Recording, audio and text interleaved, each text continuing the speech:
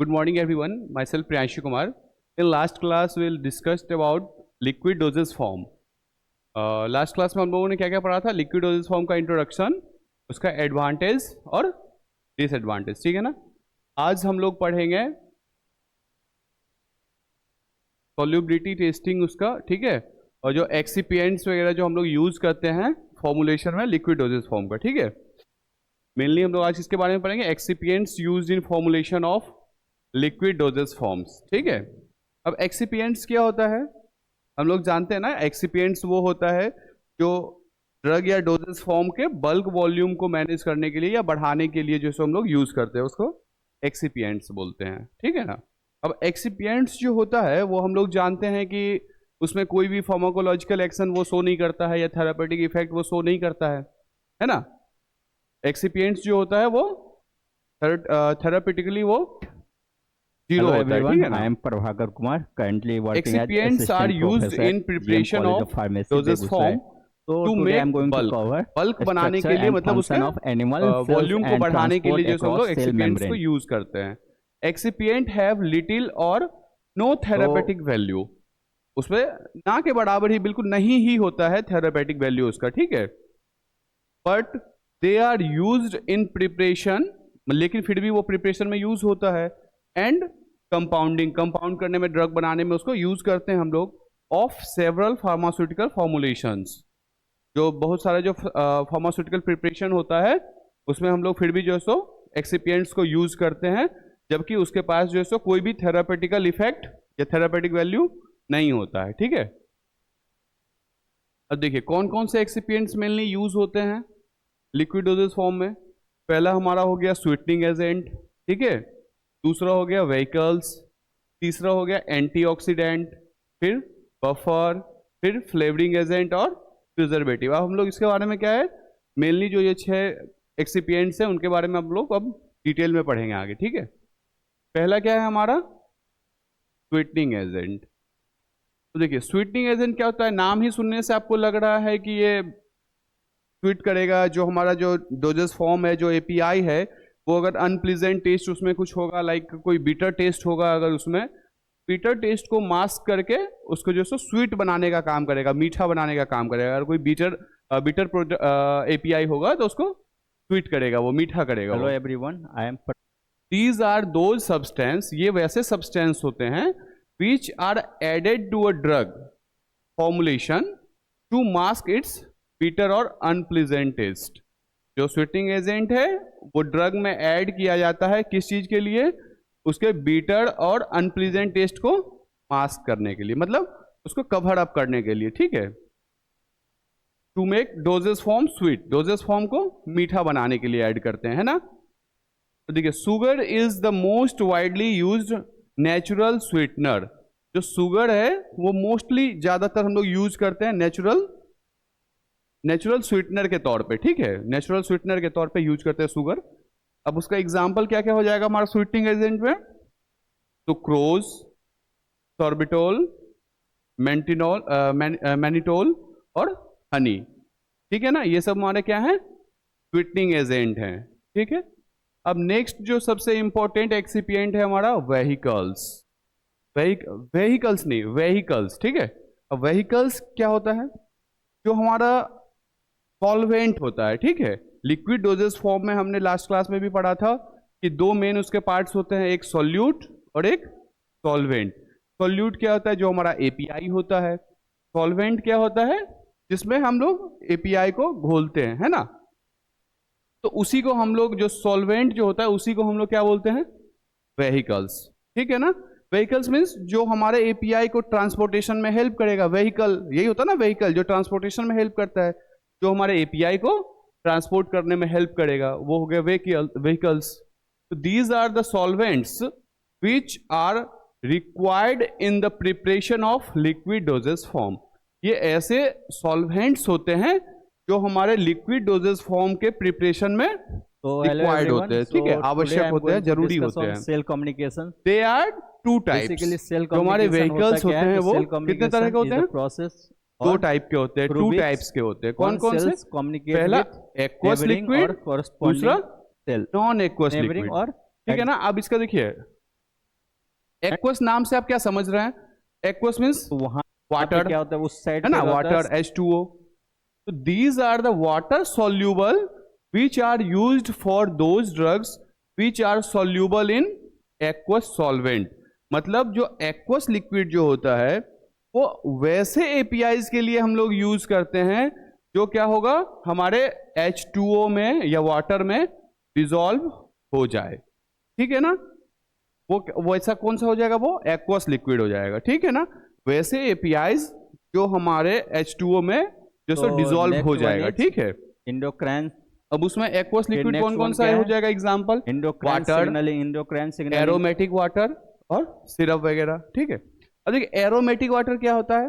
Water तो समझ गए साधारण H2O. अब एरोमेटिक वाटर क्या होता है? मे भी बहुत जगह बहुत बच्चों को इसमें कंफ्यूजन होता है कि लाइक जो हमारा रोज वाटर होता है ना, जैसे वाटर को वेपोराइज करके उसमें रोज का फ्रेगनेंस लाइक डाल दिए, उसमें रोज वाटर होता है, पिपरमिंट वाटर होता है ना, मिंट वाटर होता है, जिंजर से भी हम लोग उसमें कुछ ऐसा ये करते हैं. तो इस सब टाइप से जो हम लोग वाटर बनाते हैं ना, उसको क्या बोलते हैं? एरोमेटिक वाटर, ठीक है. ये हमारा कौन सा हो गया? एक्वस लिक्विड हो गया, ठीक है. अब नेक्स्ट हमारा क्या है?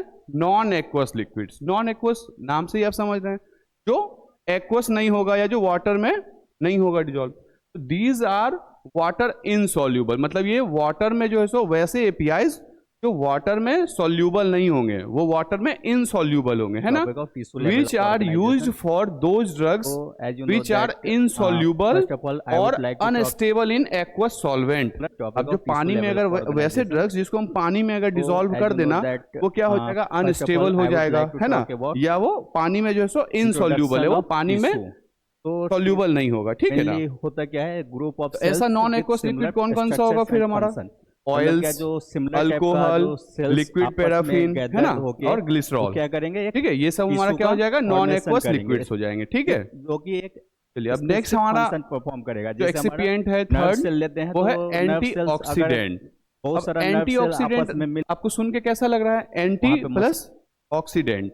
ऑक्सीडेंट मीन्स क्या? ऑक्सीजन O2, ठीक है, और एंटी मीन्स जो O2 को अपोज करेगा, है ना, जो O2 को अपोज करेगा, एंटीऑक्सीडेंट. तो these are those substance which prevent the oxidation of liquid dosages form. अब देखिए इसका क्या मतलब हो गया कि मान लीजिए जैसे हमारा कोई जो हमारा connective tissue liquid dosages form है, ठीक है ना, वो इसमें देखेंगे. तो जैसे उसका जो ये ओपनिंग एरिया है, ठीक है, अब अगर इसमें लिक्विड डोजेस फॉर्म भरा हुआ है, ठीक है, अब हम लोग जब इसको बार बार अगर ओपन करेंगे, है ना, जब भी यूज करना होता है सिरप वगैरह को, हम लोग क्या करते हैं? उसको ओपन करते हैं, इनटेक करते हैं, फिर से लॉक कर देते हैं.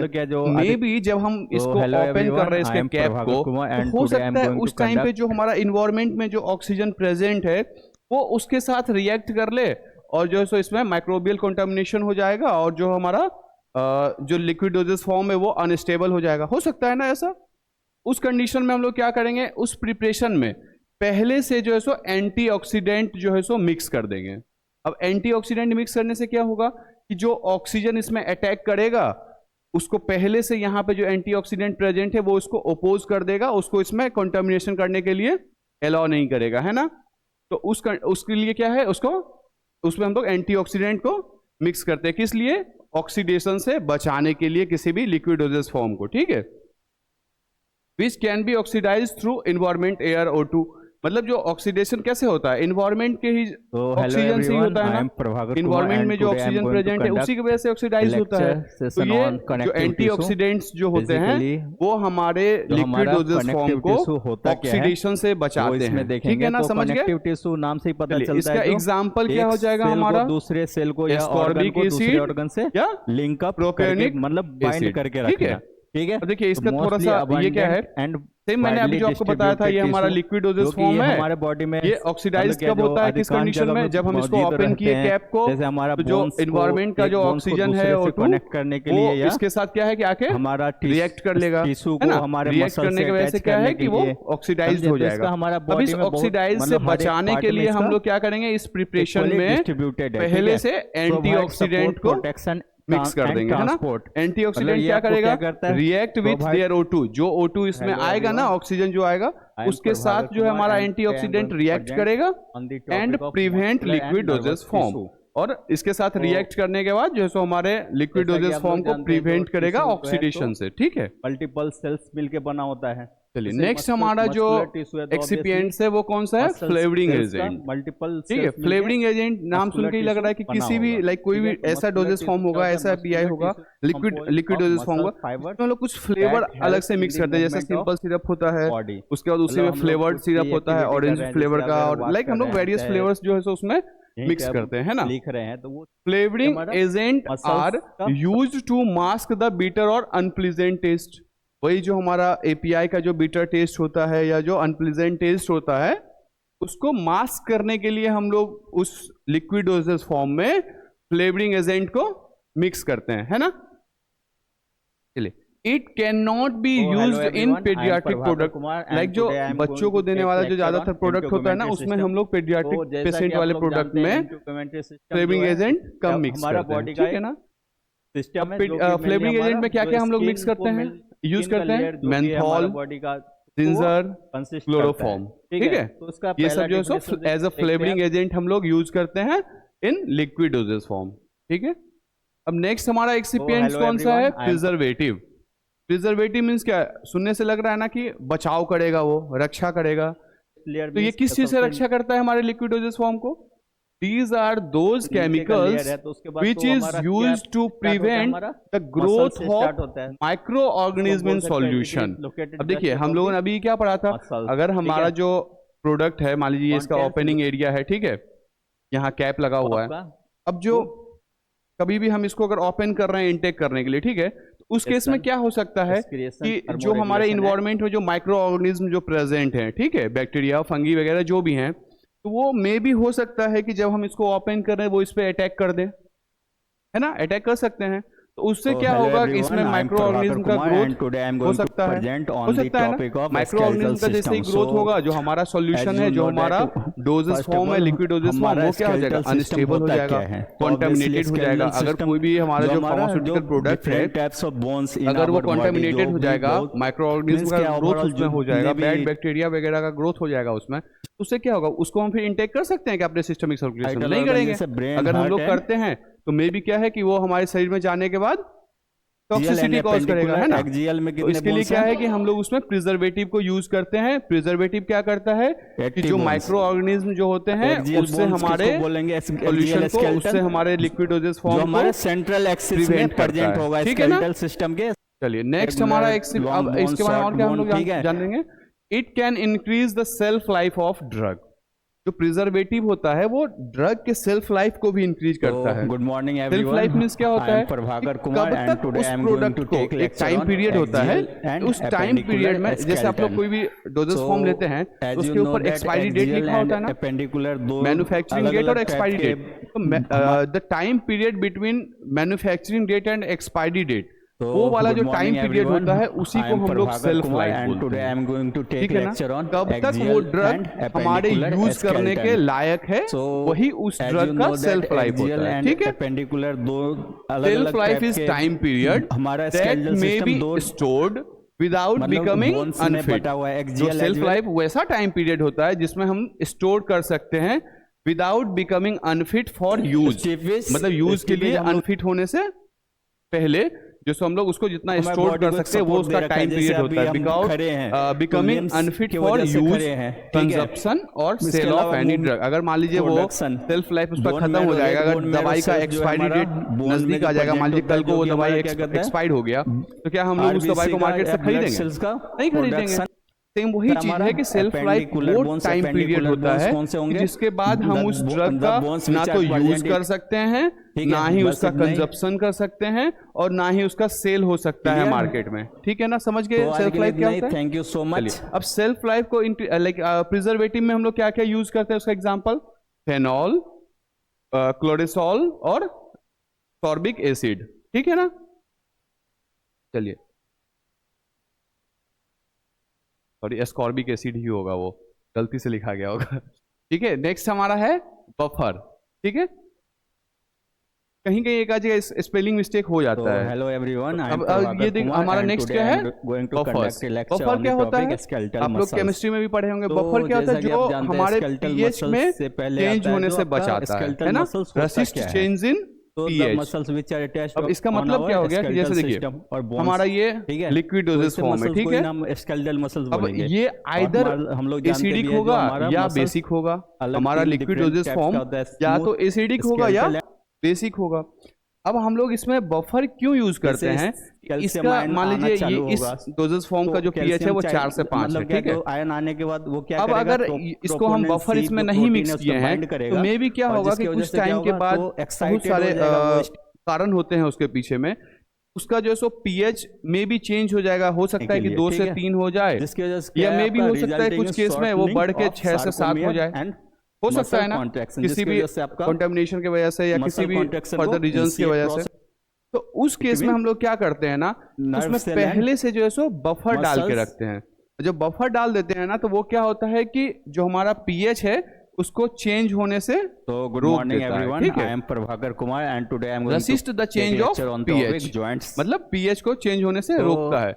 अ buffer solution is one which maintain its pH, मतलब बफर सॉल्यूशन क्या होता है, जो हमारे लिक्विड डोजेज फॉर्म के पीएच को मेंटेन करता है, ठीक है ना, उसको बदलने से रोकता है।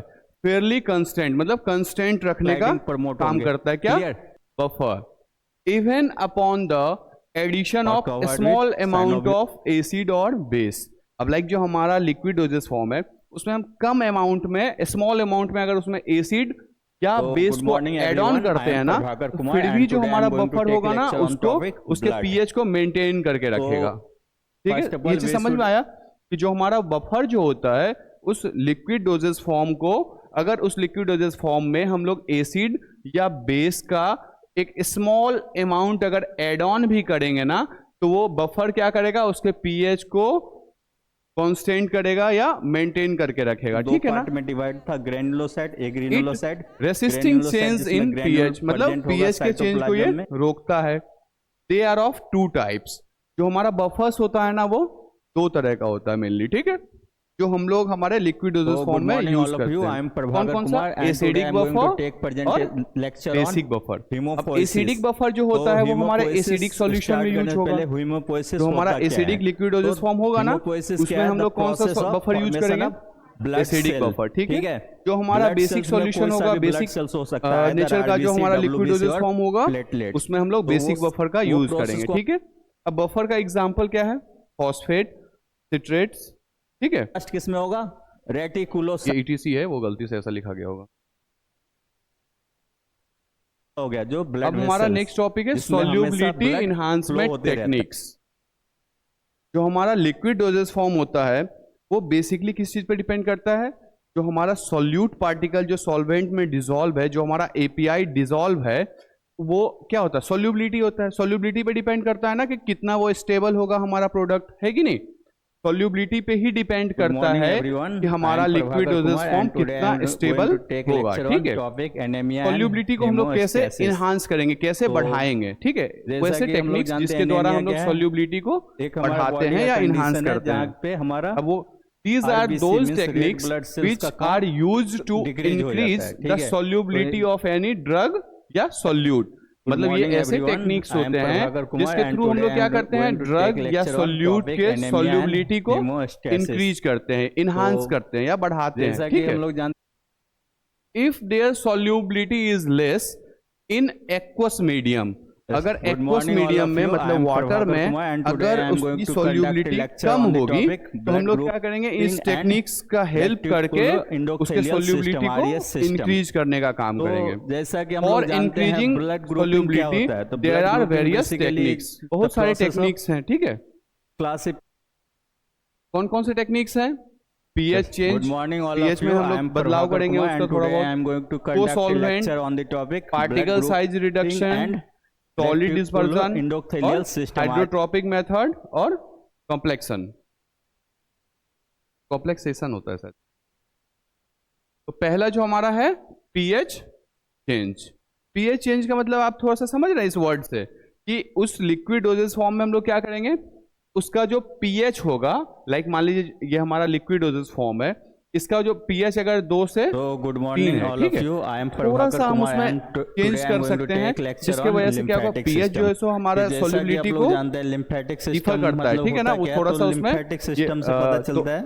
उसका एक इंपॉर्टेंट रोल होता है पीएच का। तो अगर हम लोग मे भी हो सकता है कि 2 से 3 पीएच में, या जो हर लिक्विड डोजेस फॉर्म का जो हर जो एपीआई होता है, जो सॉल्वेंट होता है, उसका अपना एक पीएच होता है।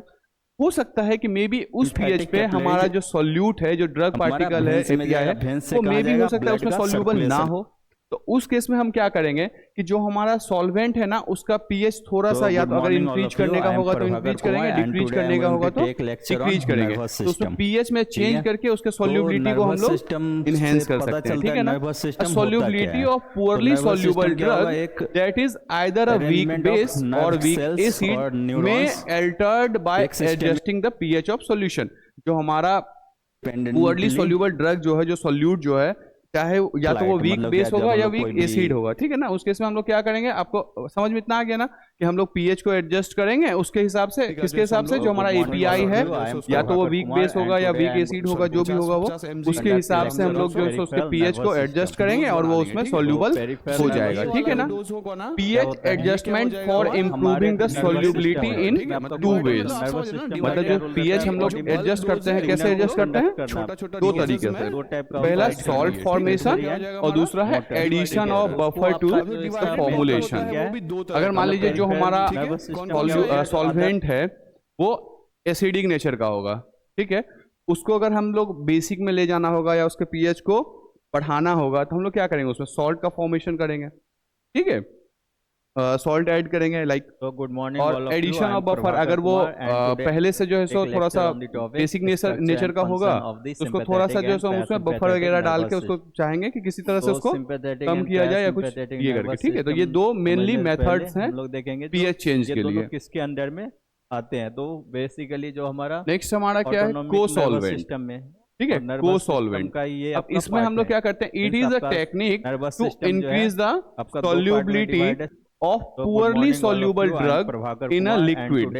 मतलब जो पुअरली सॉल्युबल ड्रग जो होता है, एपीआई जो होता है, उसको हम लोग सॉल्युबिलिटी को इनहेंस करने के लिए यूज करते हैं। By using cosolvent we can increase the solubility of poorly soluble drug. Cosolvent का मतलब क्या समझ रहे हैं आप, मान लीजिए जो हमारा एपीआई और नर्वस सिस्टम का जो हमारा सॉल्वेंट है, ठीक है, मींस आपका अब ये हमारा एपीआई है, ठीक है, आपका 2 पार्ट में डिवाइड है, सेंट्रल नर्वस सिस्टम। इस सॉल्वेंट में हमारा ये एपीआई जो है सो डिसॉल्व अच्छे से नहीं हो रहा है, ठीक है। उस केस में हम लोग क्या करेंगे कि एक को-सॉल्वेंट का यूज करेंगे, ठीक है। मान लीजिए जैसे एग्जांपल हो गया हमारा पायरिल ग्लाइकोल, ठीक है, प्रोपाइलिन ग्लाइकोल, ठीक है। तो उसको सॉल्वेंट तो हमारा कोई दूसरा है यहाँ पे, ठीक है, बट हम उसमें क्या करेंगे, एक को-सॉल्वेंट के तौर पे प्रोपाइलिन ग्लाइकोल को ऐड कर देंगे, ठीक है। अब जो हमारा एपीआई है, जो हमारे इस सॉल्वेंट में डिसॉल्व नहीं हो रहा था, वो क्या होगा, इस को-सॉल्वेंट के बेस को-सॉल्वेंट के मदद से ये इसमें क्या हो जाएगा, सॉल्यूबल हो जाएगा, ठीक है ना। तो समझ गए को-सॉल्वेंट क्या होता है। बेसिकली हमारा सॉल्वेंट है कुछ और, बट उसमें हमारा एपीआई डिसॉल्व नहीं हो पा रहा था, तो इस चीज के लिए हम लोग जो है सो कोई दूसरे सॉल्वेंट को मिक्स कर दिए और उसमें हमारा एपीआई डिसॉल्व हो गया, ठीक है। तो इससे क्या हो गया, उसका सॉल्युबिलिटी इनहेंस हो गया ना। चलिए नेक्स्ट हमारा है पार्टिकल साइज रिडक्शन। ये सबसे आसान तरीका है कि मान लीजिए जैसे कोई चीनी है, ठीक है, चीनी का पार्टिकल साइज छोटा है। अब जो मिश्री होता है, अगर मिश्री बड़ा साइज पार्टिकल साइज का होता है, तो आप घर में अगर शरबत बनाते हैं तो पानी में अगर आप 2 गिलास पानी ले लीजिए, 1 गिलास में चीनी डालिए और 1 गिलास में बड़ा वाला जो मिश्री होता है उसको डालिए। तो दोनों को जब आप डिजॉल्व करेंगे तो पहले कौन सा डिजॉल्व होगा, चीनी वाला डिजॉल्व होगा। चीनी वाला क्यों पहले डिजॉल्व होगा, क्योंकि उसका पार्टिकल साइज जो है वो एज कंपेयर टू मिश्री छोटा है। तो हम लोग क्या करेंगे इस टेक्निक के ये से हेल्प से कि जिस एपीआई का पार्टिकल साइज बड़ा होगा, अगर वो जल्दी सॉल्यूबल नहीं हो पा रहा होगा, उसके पार्टिकल साइज को हम लोग रिडक्ट कर देंगे, मतलब छोटा कर देंगे। छोटा कर देंगे तो रिजल्ट में क्या होगा कि उसका सॉल्युबिलिटी जो है सो इनहेंस हो जाएगा, ठीक है। The solubility of any product is also depends on their particle size. किसी भी सॉल्यूट का जो है सो सॉल्युबिलिटी उसके पार्टिकल साइज पे भी डिपेंड करता है, उसका पार्टिकल साइज पे भी वेरी करता है, ठीक है। तो by reducing oblique decreasing the particle size we can increase the solubility of product. समझ में आ गया ना कि हम लोग क्या करेंगे, जो हमारा जो सॉल्यूट है उसके पार्टिकल साइज को हम लोग क्या करेंगे, डिक्रीज कर देंगे या रिड्यूस कर देंगे, छोटा कर देंगे। उससे क्या रिजल्ट होगा कि उस प्रोडक्ट में जो है सो सॉल्युबिलिटी इनहेंस हो जाएगी, बढ़ जाएगी, ठीक है। Particle size can be reduced by using micronization, nano suspense या रिडक्शन ग्राइंडिंग वगैरह करके भी हम उसका पार्टिकल साइज जो है सो रिडक्ट कर सकते हैं, ठीक है ना। अब देखिए एक ये है कि जो हमारा पार्टिकल साइज जितना कम होगा, ठीक है, सरफेस एरिया उतना ज्यादा होगा। नहीं समझे? अगर मान लीजिए 100 ग्राम मिश्री है, ठीक है, और 100 ग्राम चीनी है, दोनों का एक अलग अलग कागज पे रखेंगे, 100 ग्राम मिश्री कितना, इतना जगह लेगा, मतलब उसका तो आयतन ये होता है ना, साइज तो बड़ा होता है ना उसका, और इसका क्या होगा, ज्यादा जगह पे फैल जाएगा। चीनी ज्यादा जगह पे फैलेगा और मिश्री कम जगह पे फैलेगा, है ना। तो वही है कि इसका सरफेस एरिया चीनी ज्यादा लेगा, जितना छोटा पार्टिकल साइज उतना ज्यादा सरफेस एरिया, है ना। चीनी का पार्टिकल साइज छोटा तो सरफेस एरिया ज्यादा लेगा वो, मिश्री का पार्टिकल साइज बड़ा तो सरफेस एरिया कम लेगा वो। तो पार्टिकल साइज जितना छोटा सरफेस एरिया उतना ज्यादा और सॉल्युबिलिटी उतना ज्यादा। जिसका पार्टिकल साइज कम होगा उसका सॉल्युबिलिटी ज्यादा होगा, जिसका पार्टिकल साइज ज्यादा होगा, बड़ा होगा पार्टिकल साइज, उसका सॉल्युबिलिटी कम होगा, ठीक है ना। चलिए नेक्स्ट हमारा क्या है, सॉलिड डिस्पर्जन।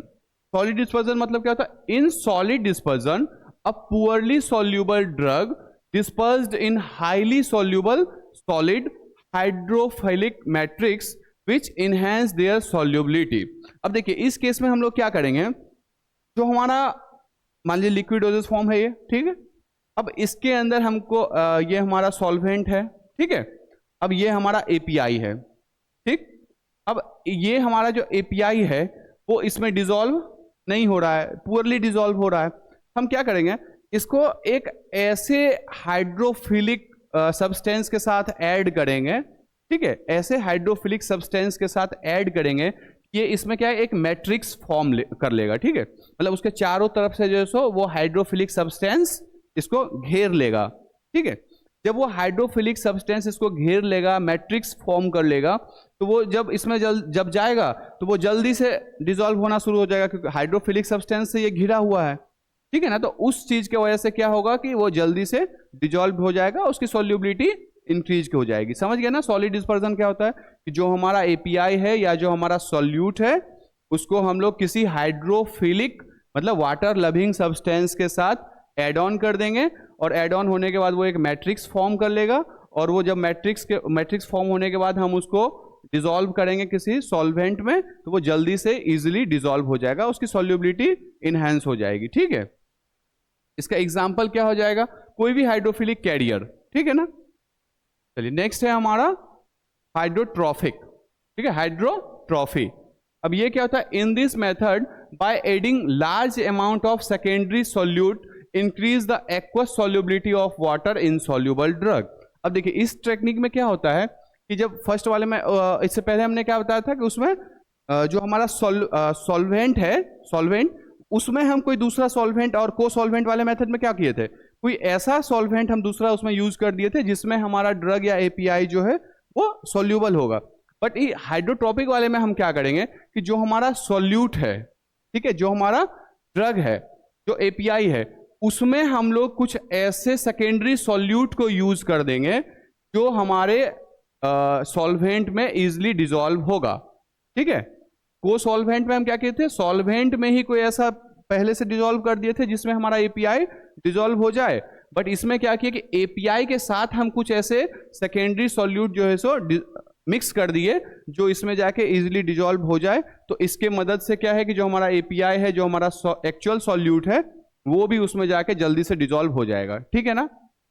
इसका एग्जाम्पल क्या हो जाएगा, सोल्यूबलाइजेशन ऑफ थियोफिलिन विथ सोडियम, जो थियोफिलिन जो होता है ड्रग, वो जल्दी से सॉल्यूबल नहीं हो पाता है, ठीक है। तो उसके लिए हम लोग क्या करते हैं, उसके साथ में सोडियम बेंजोएट या सोडियम एसीटेट जो है सो मिक्स कर देते हैं, और किसके साथ, थियोफिलिन के साथ, तो वो क्या होगा, जल्दी से जाके सॉल्यूबल हो जाएगा। समझ में आ गया ये चीज? चलिए आगे है, नेक्स्ट हमारा लास्ट है हमारा कॉम्प्लेक्सेशन। कॉम्प्लेक्सेशन में क्या होगा, it is the process of association of two or more molecules to form a non bonded entity. It is used to improve bioavailability of poor soluble drug. इसमें हम लोग क्या करते हैं कि दो या दो से ज्यादा जो है सो हमारा ड्रग जो होता है, जो एपीआई होता है, उसका कॉम्प्लेक्स फॉर्म कर देते हैं, ठीक है। अब मान लीजिए जैसे चिलेट्स है, इडीटीए है, उसको हम लोग आपस में कॉम्प्लेक्स पहले फॉर्म कर देंगे, और मतलब कॉम्प्लेक्स फॉर्म होने के बाद क्या होगा, वो जब उसको जब हम सॉल्यूबल करेंगे किसी भी सॉल्वेंट में, वो क्या होगा, कॉम्प्लेक्स फॉर्म होने के बाद वो इजिली डिजोल्व हो जाएगा, और वही सेपरेट सेपरेट जो है सो इजिली डिजोल्व नहीं होगा।